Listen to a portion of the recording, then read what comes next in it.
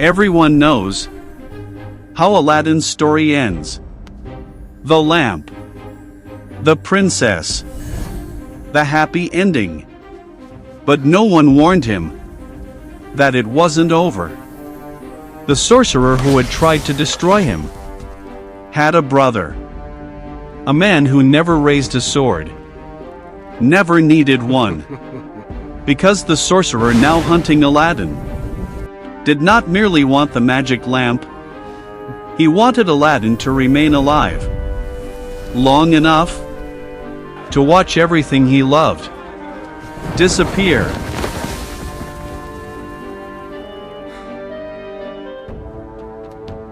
Years passed.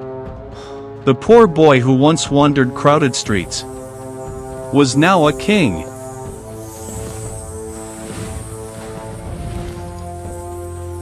At sunrise, Aladdin walked among his people, not surrounded by soldiers, not hidden behind palace walls.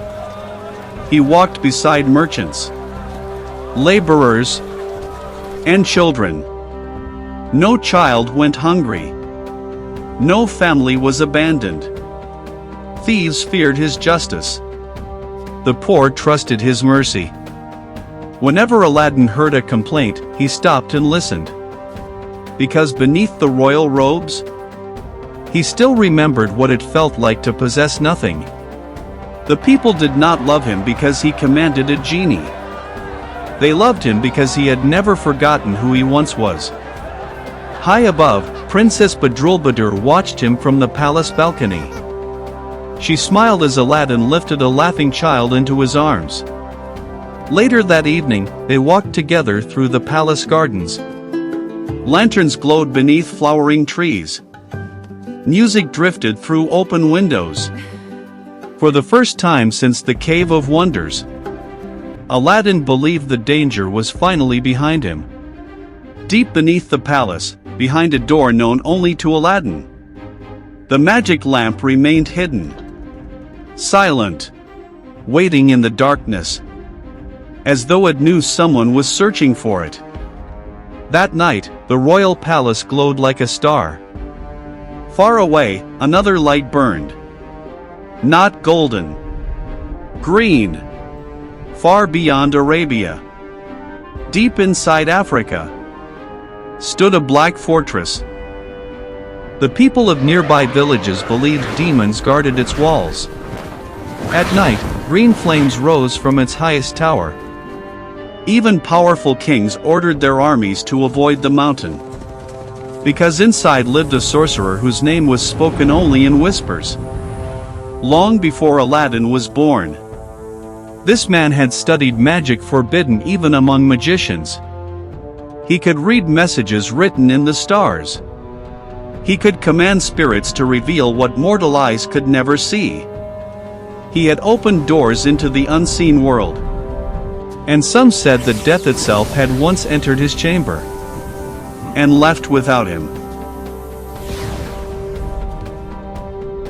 And he was the elder brother of the sorcerer Aladdin had killed.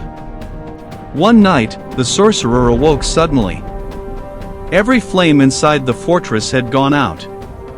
The air turned cold. A silver chain hanging around his neck snapped. Upon it had rested a small black stone. A stone paired with another, carried by his brother. For decades, both stones had remained warm. Now his had become cold as ice. He entered the deepest chamber of the fortress. At its center stood a black mirror. Around it, he lit 7 green flames.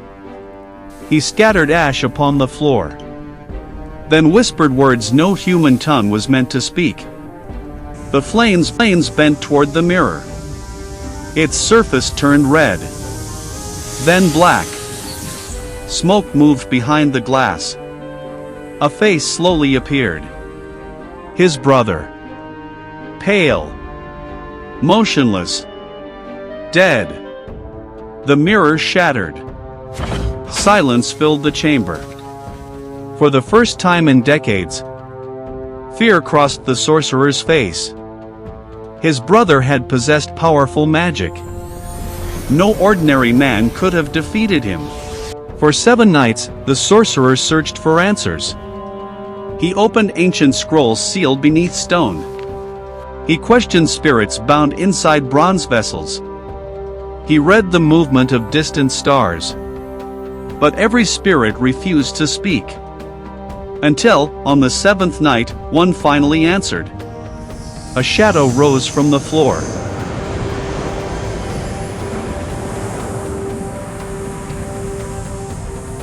Your brother was defeated by a mortal. Name him. Aladdin. Who is he? A man who once possessed nothing, and now he rules a golden kingdom. The sorcerer stepped closer. How did a mortal defeat my brother? He commands the servant of the lamp. So, the lamp still exists. The sorcerer walked slowly toward the broken mirror. My brother was always too impatient. He demanded obedience. He relied upon threats. I will not make the same mistake. I will learn how Aladdin thinks, who he trusts. He opened a map of Aladdin's kingdom. Tiny flames appeared across the parchment. One marked the palace. Another, the marketplace. Another, the hidden roads beneath the city. No battle. No warning. And when man finally sees me, everything he loves will already belong to me. Before sunrise, the sorcerer left his fortress. He crossed mountains, deserts, and forgotten roads. Days later, he reached the outskirts of Aladdin's kingdom. There, he heard the people speaking about a holy woman named Fatima. They said she healed the sick. Even the princess had heard of her goodness.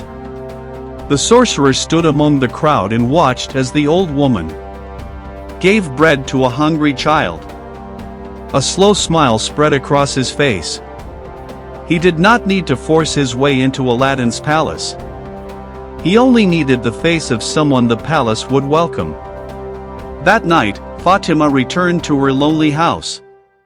She closed the door. A shadow moved behind her.